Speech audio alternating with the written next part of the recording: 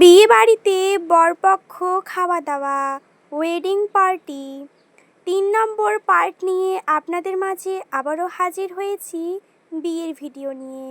বিয়েতে বরপক্ষ থেকে কি খাওয়া দাওয়া হলো। আসসালামু আলাইকুম এভরিওয়ান, নমস্কার সবাইকে। কেমন আছো সবাই? আমি ভালো আছি। আজকে এদের বাড়িতে ২ নম্বর দিন। এদের গাছে এত পরিমাণে আম হয়েছে সেটা বলার বাহিরে। সকালবেলা উঠেই কিন্তু চা খাওয়ার পরে আমরা তো এদের বাড়িতে এসেছি 10:30-11টার দিকে। তারপরে একটু আমটাম দেখিয়ে দিলাম, শুয়ে পড়েছিলাম।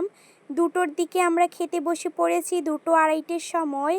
সবার প্রথমে ভাত দিয়ে দিয়েছিল, গরম গরম সাদা ভাত। একটা ভাজি বা লাবড়া টাইপের দেওয়া হয়েছে, এর মধ্যে বুট ছিল, আলু ছিল, তারপরে সয়াবিন, তারপরে পটল, আরও অনেক কিছু।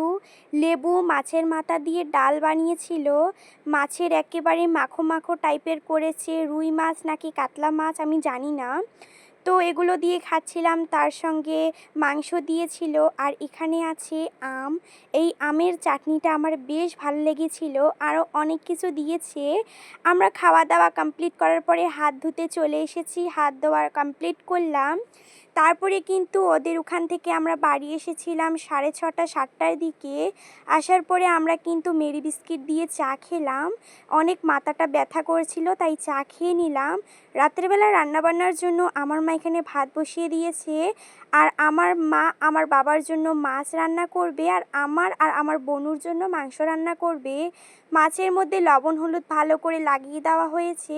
আর এদিকে হচ্ছে মাংস ধুয়ে আনা হয়েছে, আর পেঁয়াজ কুচি করে ধুয়ে রাখা কুটিয়ে নেওয়া হয়েছে। এদিকে কিছু মশলা রেডি করে নেওয়া হয়েছে, যেরকম আদা বাটা, রসুন বাটা, হলুদ গুঁড়ো, লঙ্কা গুঁড়ো, জিরে গুঁড়ো, ধনে গুঁড়ো এবং পরিমাণ মতো লবণ।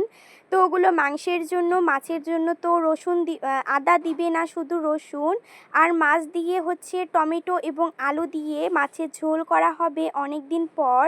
তো তারপরে দেখো এখানে সরা মাছের পাতা এবং টমেটো, পেঁয়াজ, আলুটা রেডি করে নেওয়া হয়েছে। কড়াইয়ের মধ্যে সরিষার তেল দিয়ে ভালো করে কিন্তু দেখো মাছটা ভালো করে ভেজে নিবে। আর এদিকে আমার মা পানি কুমড়া ভালো করে ছিলিয়ে নিচ্ছিল, তার কারণ এটা ভাজা করা হবে। আমার খুব একটা পানি কুমড়ো ভাজি ভালোও লাগে না, আবার খারাপও লাগে না, কিন্তু আমার মা আমার বাবা ভীষণ পরিমাণে ভালোবাসে। তো ভালো করে এরকম ঝিরিঝিরি করেও কুটে নেবে এবং গোল গোল টাইপের পাট ভাজাও করবে।